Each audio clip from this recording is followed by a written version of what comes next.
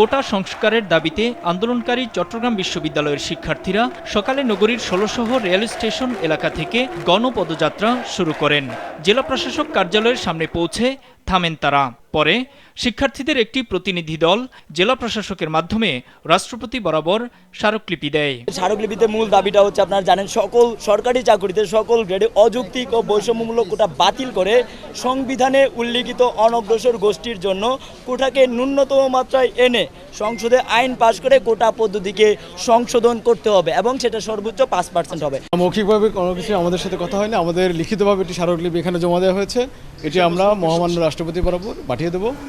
একই কর্মসূচি পালন করেছেন রাজশাহী বিশ্ববিদ্যালয়ের শিক্ষার্থীরাও। তপ্ত রোদ উপেক্ষা করে গণপদযাত্রা শেষে তারা জেলা প্রশাসক কার্যালয়ে স্মারকলিপি দেয়। আমরা যেন কোনো জানমালের ক্ষয়ক্ষতি না করি এবং কোনো বিষয়ে যেন আমরা কারো হঠকারিতায় না পড়ি, অত্যন্ত ধৈর্যশীলতার সাথে করবেন। আমরা আশা করি যে সদাশয় সরকার সঠিক সিদ্ধান্তই গ্রহণ করবে। বৈষম্য বিরোধী ছাত্র আন্দোলনের ব্যানারে মিছিল ও সংহতি সমাবেশ হয় জাহাঙ্গীরনগর বিশ্ববিদ্যালয়ে। আজ বেশ কয়েকজন শিক্ষকও কর্মসূচিতে অংশ নেন। দেশ ও জাতির স্বার্থে বরিশাল নগরীতে সড়কে অবস্থান নিয়ে বিক্ষোভ করেছেন ব্রজমোহন কলেজের শিক্ষার্থীরা। পরে তারাও স্মারকলিপি দেয়। রংপুরে বেগম রোকেয়া বিশ্ববিদ্যালয় এবং খুলনায় বিভিন্ন কলেজের শিক্ষার্থীরাও একই কর্মসূচি পালন করে।